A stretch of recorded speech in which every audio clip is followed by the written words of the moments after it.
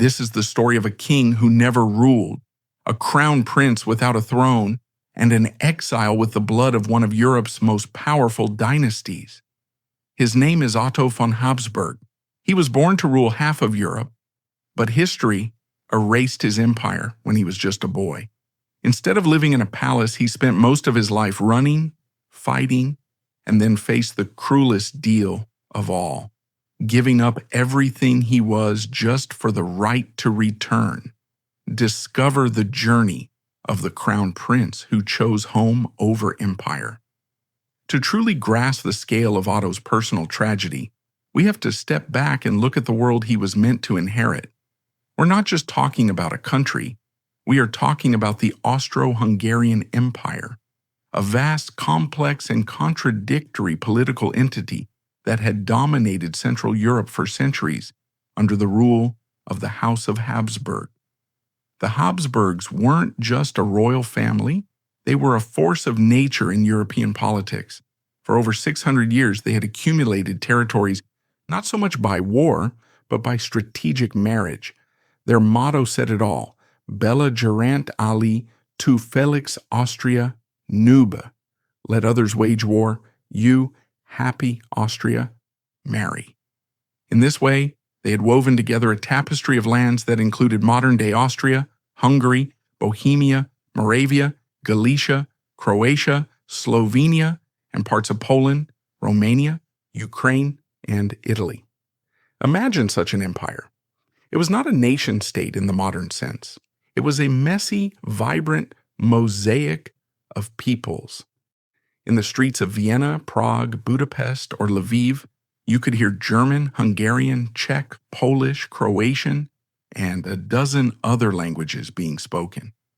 Catholics, Protestants, Orthodox Christians, Jews, and Muslims lived side by side, not always in harmony but bound together by a shared loyalty to a single distant figure, the Emperor in Vienna. The empire was a true superpower, a world unto itself, held together by three pillars: the German-speaking bureaucracy, the imperial army, and a personal loyalty to the Habsburg dynasty. But by the time Otto was born, in 1912, this old world was showing serious cracks. The 19th century had unleashed a force that would ultimately tear the empire apart: nationalism. The Czechs wanted greater autonomy. The Hungarians had already gained it through the Compromise of 1867, which created the dual monarchy of Austria-Hungary, but many still longed for full independence. The Serbs, Croats, and Poles looked to their brethren outside the empire's borders, dreaming of their own nations. The empire, in its very diversity, was a direct contradiction to the idea that every people should have its own state. It was a relic of another age, trying to survive in a rapidly changing world. At the top of this fragile structure sat an old, almost mythical emperor, Franz Joseph I. He had been on the throne since 1848, a symbol of stability and tradition in a turbulent age. He was a man of duty who had lived through horrific personal tragedies. His brother Maximilian executed in Mexico, his only son and heir, Crown Prince Rudolf, a suicide in a tragic love pact at Mayerling, and his beautiful but melancholic wife, Empress Elizabeth, or Sisi, assassinated by an anarchist. He was the personification of the 19th century, a stern, dignified figure who held the empire together by the sheer weight of his long reign. But Franz Joseph was old. His heir apparent, Archduke Franz Ferdinand, was a man of reformist vision, but also hot-tempered and widely disliked.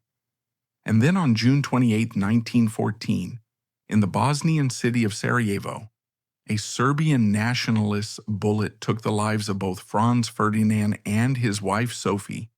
That assassination was the spark that ignited the powder keg of Europe. A month later, Austria-Hungary declared war on Serbia, and the tangled system of alliances dragged the world's great powers into the conflict. The First World War had begun. The war was a catastrophe for the Austro-Hungarian Empire. Though its armies fought bravely, the multi-ethnic empire struggled to maintain cohesion.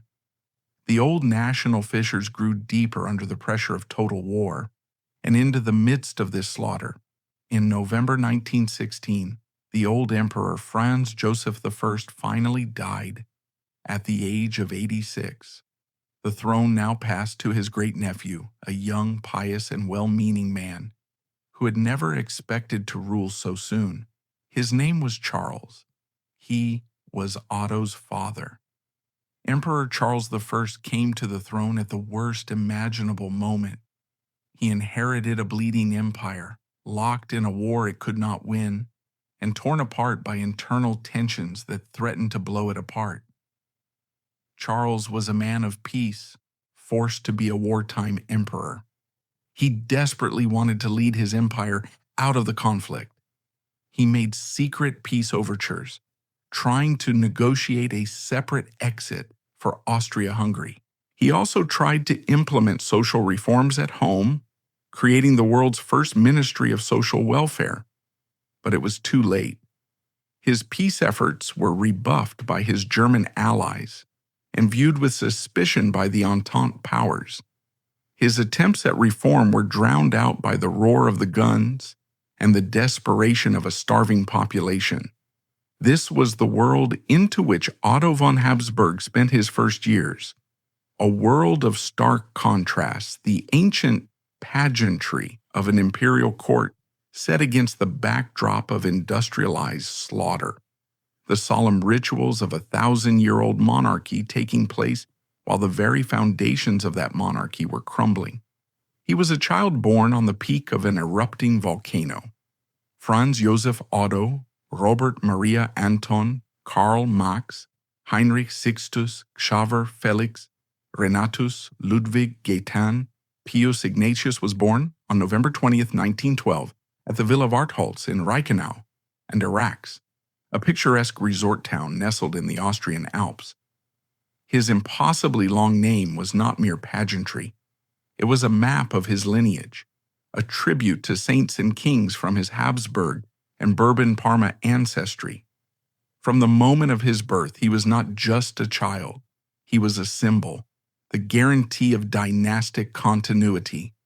His father, Archduke Charles, was then second in line to the throne after Archduke Franz Ferdinand.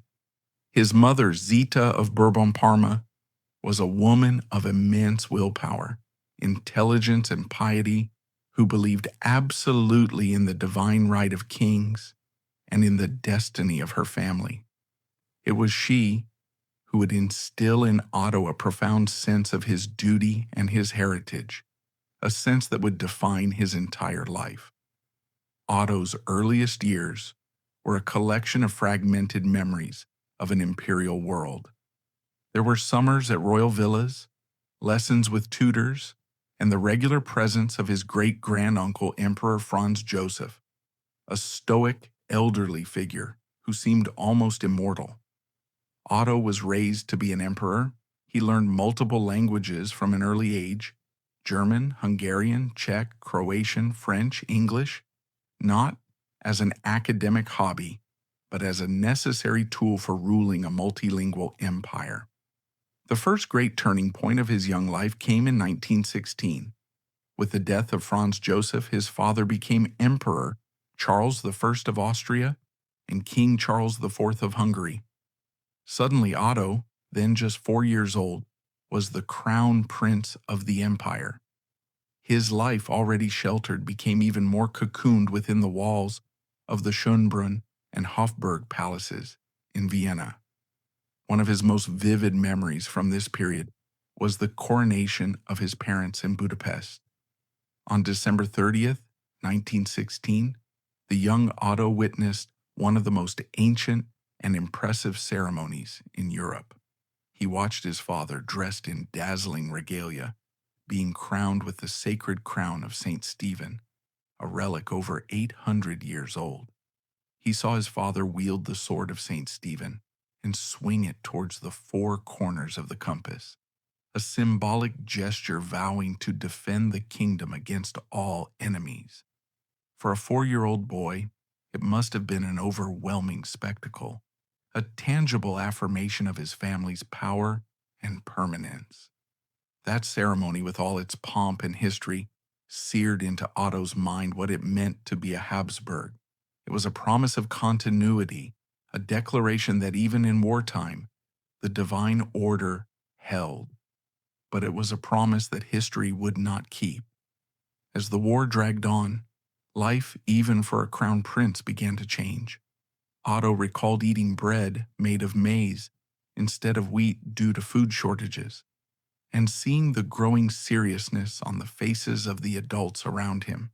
His father, Emperor Charles, was often away at the front with his troops, trying to maintain the morale of a weary army and a disintegrating empire. Empress Zita raised her children with a strict but loving discipline, always reminding them of their station and their responsibilities. Then came the autumn of 1918. The news from the fronts grew worse. Austria-Hungary's ally, Germany, was on the verge of collapse. And within the empire, the forces of nationalism finally exploded. In late October, new nation-states began declaring their independence. Czechoslovakia, Hungary, the state of Serbs, Croats, and Slovenes, later Yugoslavia, rose one by one from the ashes of the old empire. Within a matter of weeks, the Habsburg Empire, the entity that had defined Central Europe for centuries, had simply dissolved. For the imperial family, isolated in Schönbrunn Palace, it was a time of confusion and fear. Crowds gathered outside the palace gates, the shouts for a republic echoing through the courtyards. On November 11, 1918, the same day the armistice was signed on the Western Front, Emperor Charles I was forced to face the inevitable. Politicians from the new provisional government came to him and demanded his abdication. Charles, with his deep religious convictions, believed he could not abdicate. His coronation oath had been a vow to God, and he believed only God could relieve him of it. But he was also a realist who wanted no bloodshed. He signed a proclamation instead, a carefully worded document in which he renounced all participation in the administration of the state. He did not give up the throne, but he gave up power. For 6-year-old Otto, it was the day his world ended. He remembered the eerie silence that fell over the palace as loyal courtiers and servants came to say their farewells, many of them in tears. He remembered looking out the window on a cold November evening as his family left Schönbrunn for the last time, the soldiers of the Imperial Guard lowering the Habsburg flag for the last time. They didn't know where they were going or what the future held. They only knew they were no longer welcome in what was once their home. The exile of the last crown prince had begun. The departure from Schönbrunn was more than just leaving a home. It was the beginning of a life adrift. But for Emperor Charles, this exile was not an end, but a temporary obstacle, a test of his unwavering belief in his divine right and duty.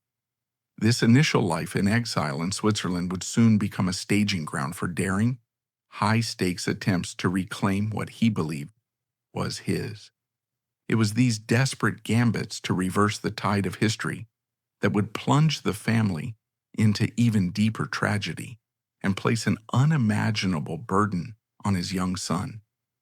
Their first journey took them to Eckartsau Castle, an imperial hunting lodge near the Hungarian border. It was a temporary stop, a residence poised in limbo between a lost past and an uncertain future. For several months, the family lived in a strange state of suspended animation.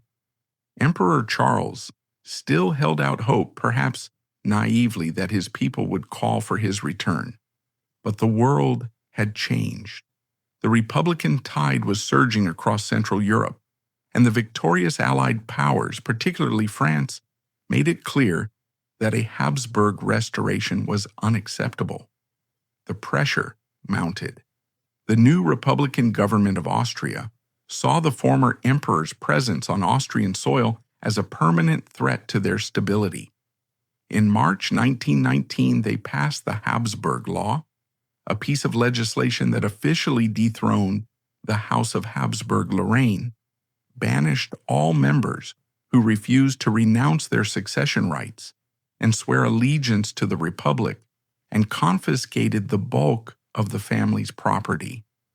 The message was crystal clear: leave and do not come back. With the help of a sympathetic British officer, Lieutenant Colonel Edward Liesel Strutt, the family arranged a safe departure. On a cold, rainy night on March 23, 1919, the Habsburgs boarded a special train. It was not the splendid imperial train they were accustomed to. It was a simple one, departing in secret. As the train crossed the border into Switzerland, Charles looked out the window one last time at the land he had ruled. He did not know that he would never see Austria again. For Otto, then just 6.5 years old, it was a bewildering adventure. He didn't fully grasp the finality of the loss, but he could sense his parents' grief and tension. He was leaving the only place he had ever known as home.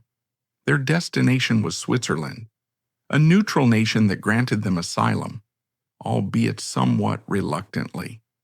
They settled at Wartime Castle near Lake Constance. Life in exile began in earnest. It was a dramatic step down from the opulence of the Viennese palaces, but Empress Zita was determined to maintain a sense of normalcy, and more importantly, a sense of their royal status. She insisted that her children continue to be educated in the manner of the court.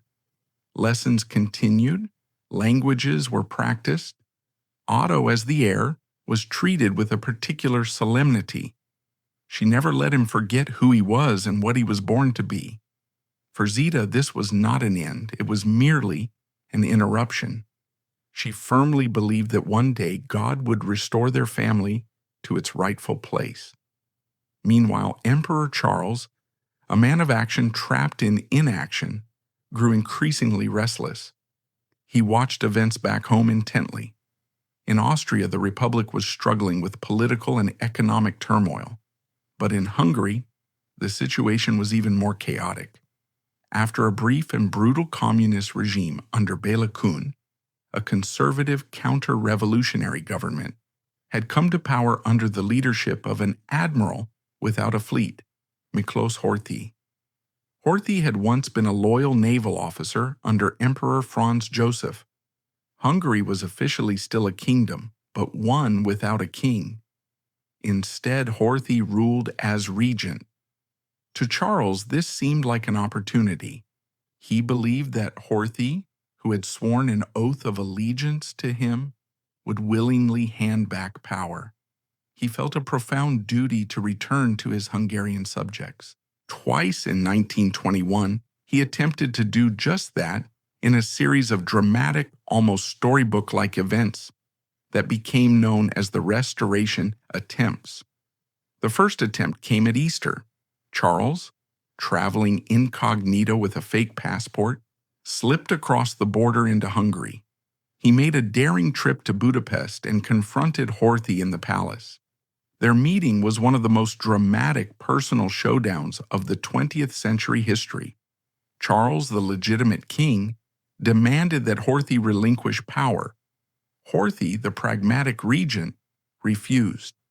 He argued that the time was not right, that the return of a Habsburg king would provoke a military intervention from Hungary's neighbors, Czechoslovakia, Romania, and Yugoslavia, known as the Little Entente, who feared a Habsburg revival. The conversation lasted for hours, filled with appeals to loyalty, duty, and political reality. In the end, a disappointed and dejected Charles had to withdraw. He quietly left Hungary, his hopes dashed. For the family waiting in Switzerland, it was a period of intense anxiety. Otto, then 8 years old, knew his father had gone to do something important and dangerous. His return and failure was an early lesson in the harshness of politics and the fragility of hope. But Charles was not deterred. He felt that Horthy had betrayed him and that he had to make a second, more decisive effort. In October 1921, he and Empress Zita made an even bolder move. They chartered a small aeroplane, a Junkers F-13, and made a perilous flight from Switzerland over Austria, where there was a warrant for their arrest, and landed in a field in western Hungary. This was an extraordinary act for the time. Aviation was still in its infancy, and such a flight was a major gamble. Upon landing, they were greeted by a small group of loyal supporters. A small army dubbed the Royal Troops was quickly assembled. With the king at their head, they began a march on Budapest in an armored train. At first it seemed they might succeed. Army units they met along the way swore allegiance to their old king. News of the king's return spread like wildfire. But Horthy acted swiftly. He declared Charles a traitor and rallied forces loyal to his government. Near a suburb of Budapest named Budaörs, the two Hungarian forces confronted each other. A brief but tragic skirmish broke out. Charles, horrified at the prospect of Hungarians fighting Hungarians, ordered a ceasefire. He was unwilling to win back his throne through a civil war. The second and final restoration attempt was over. Charles and Zita were taken prisoner. This time, the Allied powers decided they could take no more chances. They would not permit the former emperor to remain in Europe, where he could continue to be a source of instability. They decided to exile him to a remote place, somewhere from which he could not possibly escape. They chose Madeira, a small mountainous Portuguese island in the Atlantic Ocean. In late October 1921, Charles and Zita were put aboard a British warship, HMS Cardiff, and began their final journey. They were forced to leave their children, including Otto, behind in Switzerland, in the care of their grandmother. The separation was agonizing. Otto, now 9, had to say goodbye to his parents, not knowing when or if he would see them again. He had seen his father leave twice that year to try to reclaim his throne. This time, he watched him being taken away as a prisoner. The weight of history was settling on the boy's young shoulders. Life on Madeira was a grim end to Emperor Charles's story. They were penniless, living on the charity of a local banker who lent them an unheated summer villa on a hill overlooking the capital, Funchal. The villa was damp and drafty, especially during the winter months. They had been used to the comforts of imperial palaces. Now they faced real poverty. After a few months, their children were finally allowed to join them. Otto and his siblings made the long journey to Madeira in February 1922. The reunion was a brief moment of joy in increasingly desperate circumstances, but the humid climate and deprived living conditions took their toll. In March 1922, just a month after his children arrived, Charles caught a cold. The cold quickly developed into severe pneumonia. There were no antibiotics in those days, and his condition deteriorated rapidly. He suffered through a high fever and immense pain, but he faced his illness with the deep religious faith that had defined his life.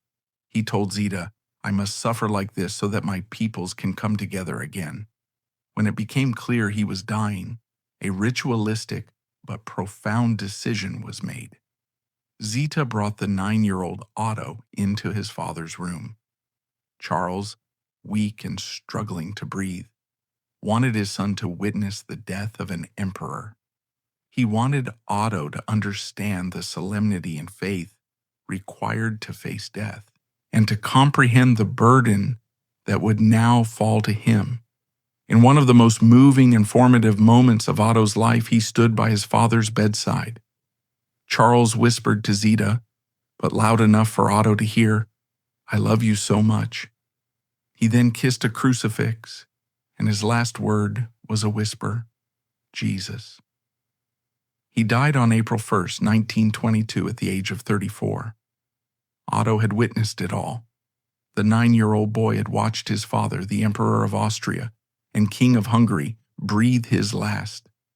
In that instant, Otto's world changed forever. He hadn't just lost his father, he had inherited a legacy. Under the laws of the House of Habsburg, he was now the head of the family, the legitimate claimant to a throne that no longer existed. Empress Zita, now a widow dressed in black, turned to her son and addressed him, "Your Majesty." From that day forward, Otto was no longer just a boy. He was the pretender to the throne, the living embodiment of the lost empire. The burden his father had carried so tragically for 6 short years was now his. He would carry it for the next 90. His childhood had ended in that damp, cold room on Madeira, beside the body of the last emperor. His life as the head of a dynasty in exile had just begun. The cold room in Madeira, where a father's life ended, became the crucible where a future leader's will was forged. With Emperor Charles gone, the mantle of the Habsburg legacy now fell upon the impossibly small shoulders of a 9-year-old boy. The responsibility of shaping this boy into the monarch she believed he was born to be fell to one person, his grieving yet indomitable mother, Empress Zita. From the ashes of personal loss, she would begin a rigorous regimen of education and training designed to prepare her son for a non-existent throne, little knowing that this preparation would instead arm him to face a threat far darker than exile. Emperor Charles's death plunged the Habsburg family into an even more precarious situation. They were now a group of orphans and a penniless widow, marooned on a remote island. Empress Zita, though grief-stricken, showed incredible strength. She donned the black of mourning, an attire she would wear for the rest of her life for 67 years as a permanent symbol of her loss and of the collapse of her world. But she did not break. Her mission was now clearer than ever, to raise her eldest son, Otto, so that he might one day reclaim what she believed to be his birthright. Their salvation came in the form of King Alfonso XIII of Spain. A friend of the family, he was moved by their plight. He intervened with the Conference of Ambassadors, the successor body to the Allied Supreme Council, and arranged for the Habsburgs to be allowed to leave Madeira and settle in Spain. They took up residence in Liquatio Castle, a small palace overlooking the Bay of Biscay in the Basque country. It was a significant change from the humidity of Madeira, and for a time, life took on a semblance of normality, but it was a carefully staged normality. Inside the walls of Liquatio, Empress Zita recreated a miniature version of the Habsburg court. Protocol was strictly observed. Otto, though only 9, was now addressed as Your Majesty by his family, and the small band of loyalists who had followed them into exile. Each day began and ended with prayers for the restoration of the monarchy. Otto's education became his mother's singular focus. This was not the education of a private citizen. It was the training of a future emperor. Zita personally oversaw his curriculum. Tutors were carefully selected not only for their academic knowledge, but for their monarchist political views. History was taught not as a series of events, but as the story of the House of Habsburg, of its role as the defender of faith and order in Europe. Languages were not just a subject, they were essential tools for governing a diverse empire. Otto became fluent in German, Hungarian, French, English, Spanish, Italian, and Latin. He learned to understand the cultural and political nuances of each of the peoples his family had once ruled. Every day was rigorously structured. Alongside academic subjects, there were lessons in religion, music, and courtly etiquette. Zita believed that a monarch must be self-disciplined. She taught Otto to be humble before God, but aware of his elevated station before men. There's a famous story that once, when Otto was a young boy, he complained about a particular dish at dinner. Zita sternly reminded him, "Emperors do not complain." It was a lesson he never forgot. His life was not his own. It belonged to his people, even if those people no longer recognized him as their leader. As Otto entered his teenage years, the pressure mounted. He was not just a student. He was the focal point of a political movement. Monarchist groups in Austria and Hungary looked to him as their only hope for the future. Delegations would frequently travel to Liquatio to pay their respects to the young king. Otto was taught to receive them with dignity and grace, to listen to their reports on the political situation back home, and to offer words of encouragement. Imagine the burden for a teenager to act the part of a king in waiting, to weigh his every word because it could be interpreted as a political statement, and to live with the expectations of thousands. On his 18th birthday in 1930, Otto officially came of age according to Habsburg dynastic law. A formal ceremony was held in Steenokkerzeel, Belgium, where the family had moved after leaving Spain. Hundreds of Habsburg loyalists from across Europe arrived to swear an oath of allegiance to him. On this occasion, Otto issued his first public political statement. He proclaimed his right to the Austrian throne and castigated the Republican government for having led the country to ruin. It was a bold declaration, a public challenge that put him firmly on the radar of European politics. The decision to pursue a university education was a significant one. Otto enrolled at the prestigious Catholic University of Louvain in Belgium, studying political and social sciences.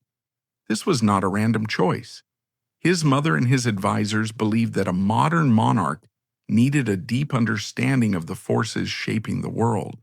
Otto was an excellent student, intellectually curious and with a sharp analytical mind.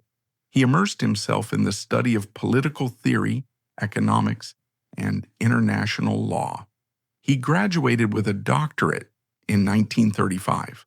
His dissertation, appropriately, was on the right of the peasant to inheritance under Austrian law. It showed his deep concern for the social and historical issues of his former lands. But while Otto was studying, a shadow was falling over Europe. In Germany, Adolf Hitler and the Nazi Party had come to power in 1933. From the very beginning, Otto recognized the threat Hitler posed, not just to Europe in general, but specifically to his Austrian homeland. Hitler, an Austrian himself, had written in Mein Kampf of his ambition to annex Austria into a greater German Reich. For Hitler, Austria had no right to exist as an independent nation, and for him, the House of Habsburg, with its multinational history and its Catholic legacy, was the embodiment of everything he hated. Hitler viewed the Habsburgs as a dynasty that had betrayed German blood by ruling over Slavs and Hungarians. Otto von Habsburg became one of the earliest and most resolute opponents of Nazism. He used his position, symbolic though it was, to speak out against Hitler. He met with political leaders across Europe, warning them of Hitler's true intentions. He believed that a sovereign, independent Austria, perhaps under a restored constitutional monarchy, could serve as a bulwark against Nazi expansion in Central Europe. In the mid-1930s, the idea of a Habsburg restoration actually gained some momentum in Austria. The authoritarian regime of Chancellor Engelbert Dollfuss, and later Kurt von Schuschnigg, tried to forge a distinct Austrian identity to counter Nazi influence. They promoted a form of Austro-patriotism, drawing on the country's Catholic and imperial history. In this context, restoring the monarchy was no longer a far-fetched idea. Schuschnigg met with Otto several times, and there were serious negotiations about his possible return. The Habsburg law was partially repealed, and some of the family's property was returned. For a fleeting moment, it seemed Empress Zita's dream might come true. Otto, now in his mid-20s, was a youthful, intelligent, and charismatic figure. He represented an alternative to both fascism and communism. Hitler watched these developments with growing fury. His hatred for Otto was personal. He referred to Otto as that bastard and saw him as a major obstacle to his plans. When Chancellor Schuschnigg was summoned to Hitler's Berghof retreat in February 1938 for that fateful meeting, one of Hitler's first demands was an end to all talk of a Habsburg restoration. Hitler screamed at Schuschnigg, "The Habsburg question must be solved once and for all." A few weeks later, on March 11, 1938, German troops crossed the border into Austria. The Anschluss, the annexation, was a reality. Austria was wiped off the map. For Otto, it was a devastating personal blow. He had done everything in his power to prevent it. Even in the final hours, he had offered to have Schuschnigg appoint him as chancellor, hoping the presence of a Habsburg in Vienna might rally resistance. But it was too late. Hitler did not forget his royal enemy. The Gestapo was ordered to arrest Otto von Habsburg. He was declared a traitor to the Reich, and his property was confiscated. The arrest warrant for him bore a special note, "Erschießen," to be shot on sight. Fortunately, Otto was in Belgium, but with the Nazis now in control of Austria, and with their influence growing across Europe, nowhere was truly safe. The darkness was spreading, and the exiled Crown Prince was once again a fugitive, running for his life. His fight to reclaim his empire had now become a personal fight for survival against the most brutal regime Europe had ever seen. Having established himself as a principled and outspoken opponent of Nazism, Otto von Habsburg transformed himself from a political claimant into a target. The annexation of Austria was not the end of Hitler's ambitions, and Otto's name was now on a Gestapo kill list. As the shadow of the swastika lengthened across Europe, the theoretical fight for a lost empire was about to become a desperate, real-world race for survival across a continent collapsing into war. The Anschluss was not just a political catastrophe for Otto. It was a personal severance. The land he had spent his young life dreaming of, the land he believed he was destined to one day lead, was now under the heel of the regime he despised most. His name was at the top of the Nazi wanted list in Austria. His supporters, the Austrian monarchists who had openly agitated for a restoration, were now in mortal danger. Many were arrested, sent to concentration camps like Dachau. Two of Otto's own great-uncles, Archduke Max and Archduke Eugen, were arrested and detained by the Gestapo. The Habsburg legacy, with all its implications of a multinational, multicultural Europe, was a direct affront to the Nazi ideology of racial purity. As such, it had to be erased. The Habsburg family, now residing in Belgium, suddenly found themselves in an increasingly precarious position. Belgium was still neutral, but German influence was growing. Otto and his family were under close surveillance, but Otto was not silenced. Instead of hiding, he intensified his political activities. He established an Austrian government in exile delegation in Paris and began to lobby tirelessly with the French and British governments, trying to convince them of the necessity of standing up to Hitler. He argued that the occupation of Austria was merely the first step in Hitler's plan to conquer Europe. His words proved to be tragically prophetic, but at the time, in the atmosphere of appeasement, they were largely ignored. For the 2 years following the Anschluss, Otto lived in a state of constant vigilance. But life went on. He continued his political meetings, wrote articles, and tried to keep the flame of an independent Austria alive among the exile community. He knew, however, that time was running out. When Hitler invaded Poland in September 1939 and the Second World War officially began, Otto knew that Belgian neutrality would not last. He was right. On May 10, 1940, the Nazis launched their blitzkrieg on Western Europe, invading the Netherlands, Luxembourg, and Belgium. For the Habsburgs, their worst nightmare had become a reality. The German army was advancing towards them, and this time there was nowhere to hide. The shoot-on-sight order for Otto was still in effect. What followed was a desperate and dramatic flight across a continent in collapse. As German troops poured into Belgium, the Habsburgs, Otto, his mother, Empress Zita, and his younger siblings, had only a few hours to pack what they could and flee. They joined the massive stream of refugees heading south towards France, hoping to find safety. They traveled by car, weaving through roads choked with panicked civilians and retreating army units. Overhead, Nazi Stuka dive bombers roared, their ear-splitting sirens becoming the soundtrack to the chaos. They reached Paris just weeks before it fell. But even there, safety was an illusion. The French government was disintegrating. Otto, with his political connections, tried to find a way out. He had a memorable meeting with the French Prime Minister, Paul Reynaud, who told him bluntly, "Your Majesty, you are not safe here." As the Germans closed in on Paris, the family was on the move again. This time their destination was Bordeaux, where the French government had retreated. But Bordeaux was a trap. The city was teeming with desperate refugees, all trying to get visas to escape Europe. The Gestapo was already there, working with the French police to hunt down enemies of the Reich. Otto and his brothers had to go into hiding, moving from hotel to hotel, using aliases, staying one step ahead of the German forces. Their salvation came from an unlikely source, a righteous Portuguese diplomat named Aristides de Sousa Mendes. He was the Portuguese consul general in Bordeaux.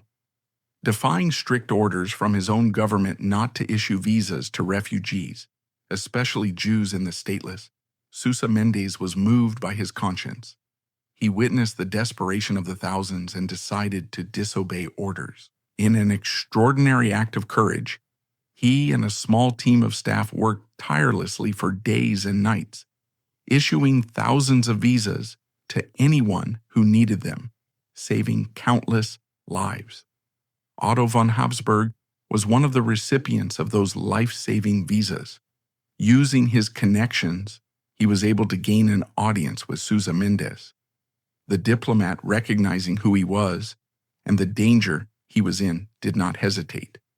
He issued visas for the entire imperial family, allowing them to travel through Spain and into neutral Portugal. Sousa Mendes's actions would later cost him his career, but he would become one of the righteous among the nations, honored at Yad Vashem. To Otto, he was a savior. The journey through Spain was tense. Franco's Spain, though officially neutral, was sympathetic to the Axis. The Habsburgs had to travel discreetly, avoiding attention. Finally, they crossed the border into Portugal. In Lisbon, they found themselves in one of the great hubs of espionage and intrigue of the war. The city swarmed with wealthy refugees and spies from both sides, all waiting for passage across the Atlantic. From Lisbon, Otto was able to make a crucial move. He had made contact with President Franklin D. Roosevelt, whom he had met before.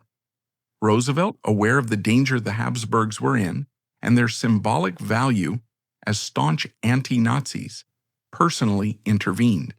He arranged for the family to be granted visas to the United States. In July 1940, Otto, his mother, and his siblings boarded a passenger ship bound for New York.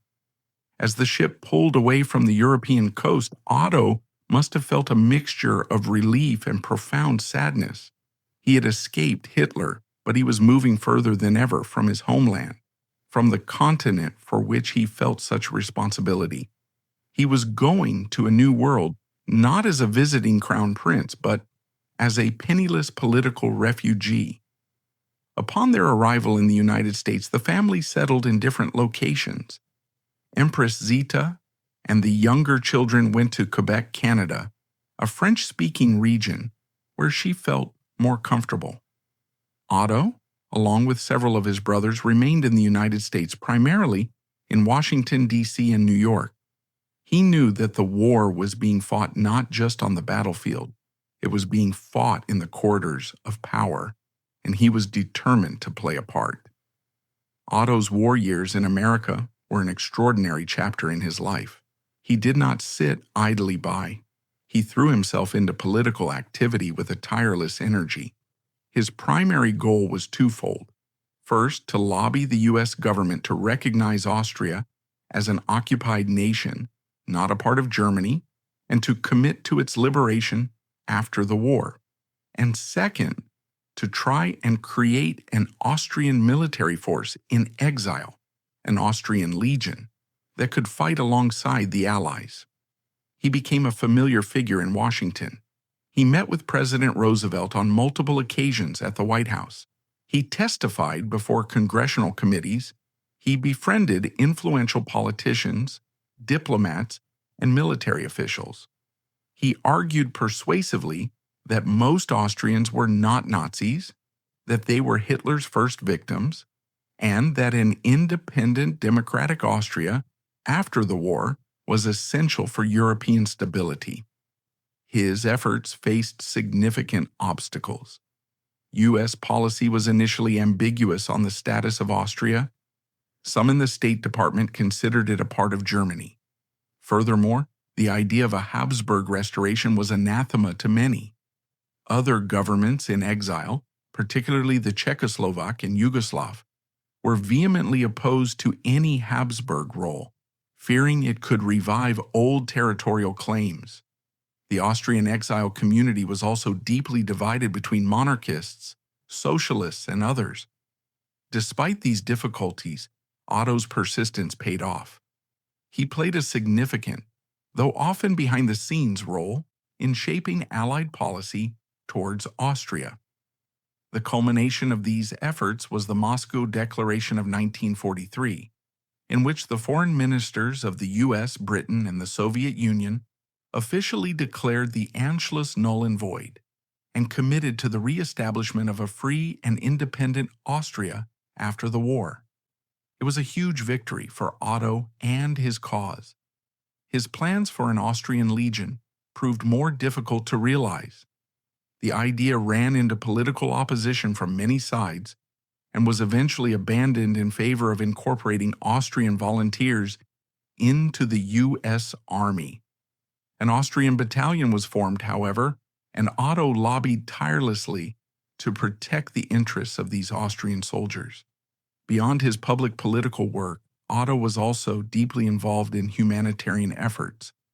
Using his connections, he worked tirelessly to help refugees, particularly Austrian Jews, escape from Nazi-occupied Europe.